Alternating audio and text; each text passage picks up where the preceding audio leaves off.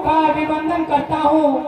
मेरे प्रण को सुनकर इस सभा में आए सभी राजा महाराजा अपने आप को शूरवीर और पराक्रमी कहलाने वाले, और मैं ये भी देख रहा हूँ कि इस सभा में देव दानव अपना मनुष्य का भेष बदल कर आए हुए हैं, फिर भी इस धनुष को उठाकर इसकी प्रतिष्ठा चढ़ाना तो दूर की बात, शिव धनुष को हिला भी न सके। हे विद्ना, कैसा खेल है तेरा, हे दीप दीप के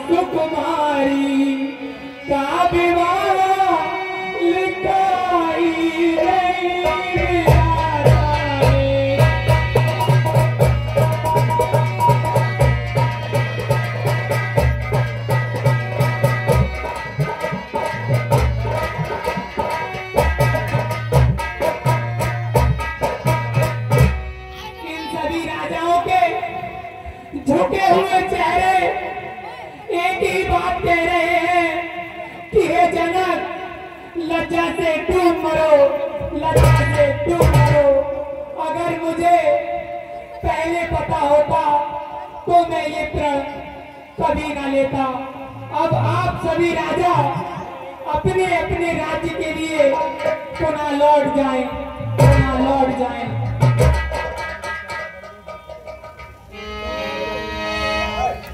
लखन सको प्रवचन देवो,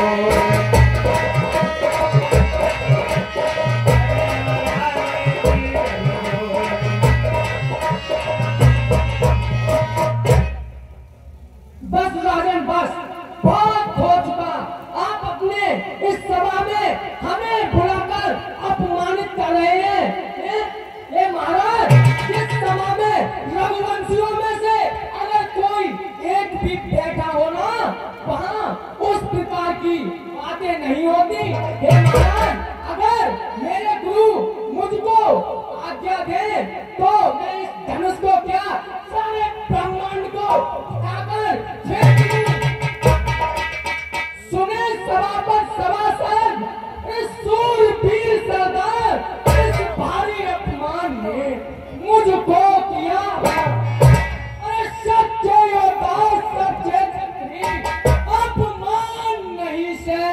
सकते हैं, जिनको सुनने का काम नहीं, वह चुप कैसे रहे? रघुवंशी वीरों के होते, अरे ऐसा भी कोई कहता है, ये अफसोस भरा भाषण मिथिला के महाराज का है। रघुवीर राम जी के होते, अनुचित वाणी कह डाली है, ये शब्द बचते हैं पृथ्वी वीरों से खाली। मैं दृढ़ता पूर्वक कहता हूँ, बलवानों की पृथ्वी है, जिस दिन बलवान नहीं होंगे उस रोज न होगी पृथ्वी। सुने राम रघुवंश मणि, रघुनंदन रघुवीर, इस भारी अपमान ने मुझको किया अधीन, अपमान न मुझे गवारा है कृपा गुरु के चरणों की, अभिमान क्या कर कहता हूँ, अरे आदेश तुम्हारा पाँव में, तो इस ठंडी के साथ सारा ब्रह्मांड उठाऊं, फिर कच्चे घड़े के समान, अरे कम भर में फोड़ फाड़ या काजल मूली की लाई, चुटकी में तो अरे जल को तल को चल कर दूं, ले आऊं तार को सोल में भी ताप पीस डालूं, पृथ्वी और पहाड़, फिर धनुष पुराना घिसा पिटा, कासा किस गिनती में है, इससे लोग दोस्त बोलूं, इतना बल उम्मीद ने माना।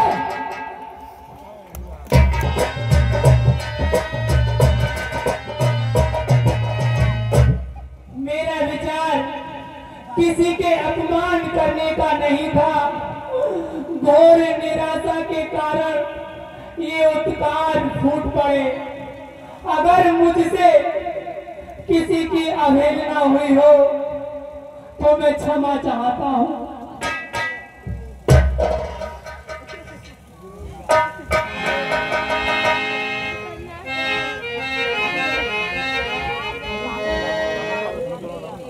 हे गुरुवर, हमें आज्ञा दीजिए।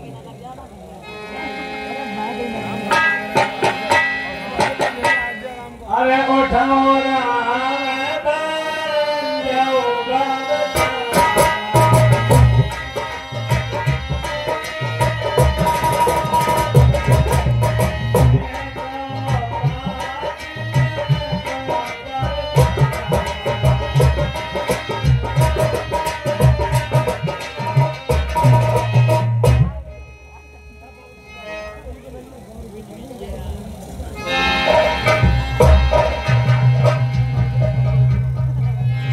स्वामी, अरे सखी सबको दे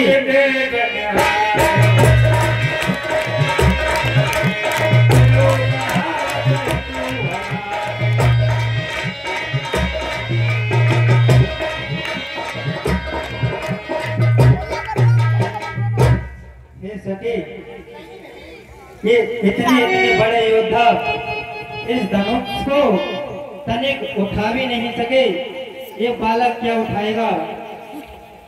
हे सखी निरपति को कोई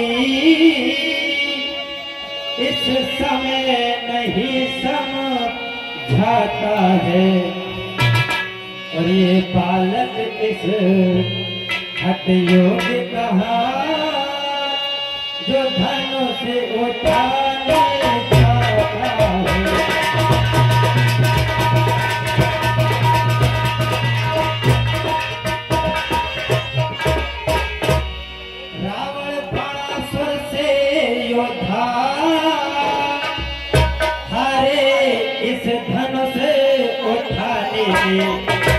फिर समय नष्ट क्यों करते हो।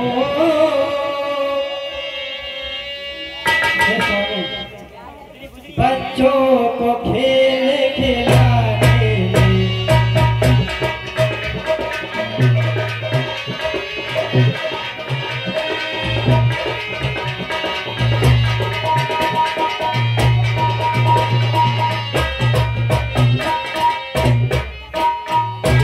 स्वामी, अब हंसी बहुत हो गई।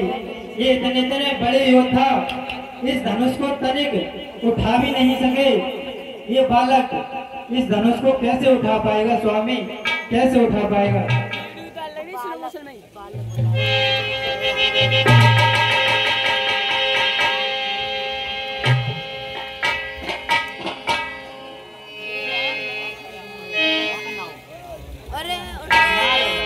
जिसको चलो कमटे गोला राम कहीं संकट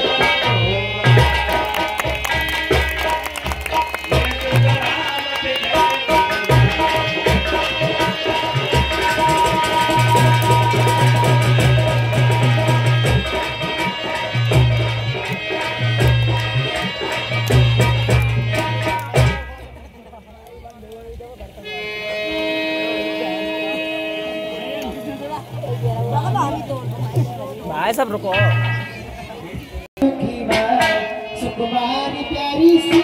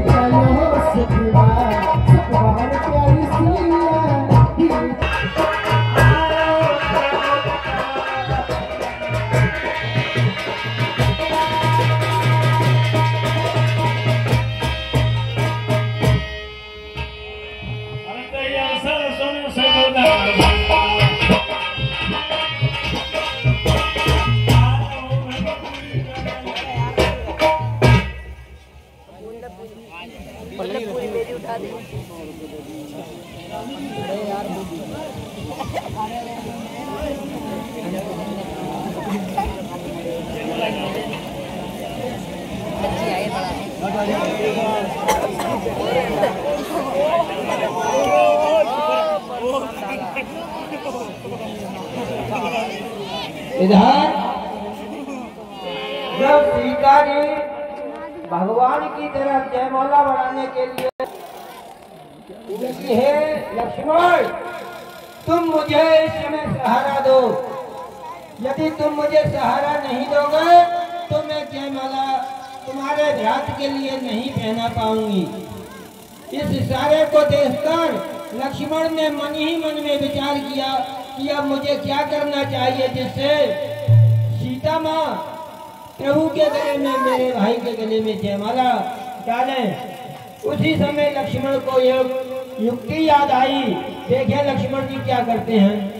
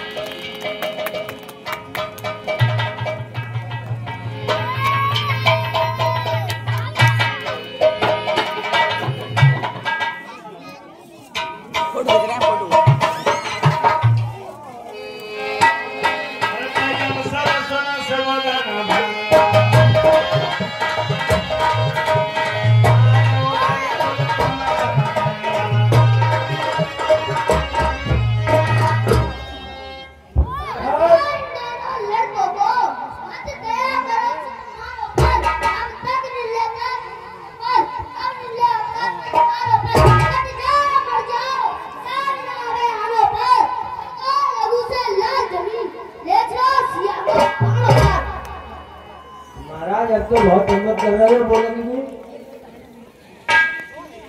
क्या हमें सभा में परशुराम जी आते नजर आ रहे हैं। हे मुनिवर, इस विदेह जनक का प्राण स्वीकार करें। हे सीते, मुनिवर के लिए प्रणाम कीजिए।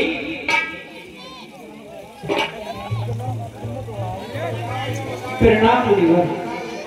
दूर रहे तुझसे सदा द्वेष भाव और राग, शोक न व्यापे जगत में, तेरा होवे अटल सुहाग। अब सब भैया अब तुम बाहर जाओ।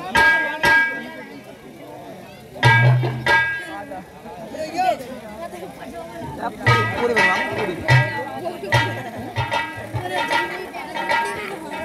परशुराम जी से विश्वामित्र जी आकर मिले और उन्होंने राम लक्ष्मण को आज्ञा दी कि है बस तुम परशुराम जी का अभिवंदन करो, चरण वंदना करो। राम लखन दोनों जियो सदा प्राप्त जय होय, नाम रहे उज्जवल सदा जग में निर्भय हो।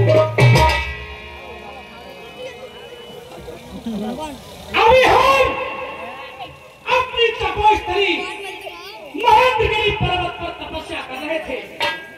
अकस्मात हमारे कानों में शिव के धनुष की टूटने की घनघोर ध्वनि सुनाई दी।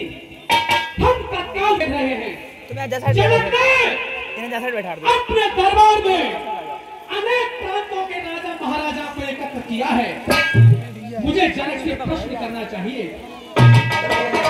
हे जनक, कहो क्या कारण है? यह भारी भीड़ भाड़ क्यों है? अभी शोर सा कैसा था? वीरों में छेद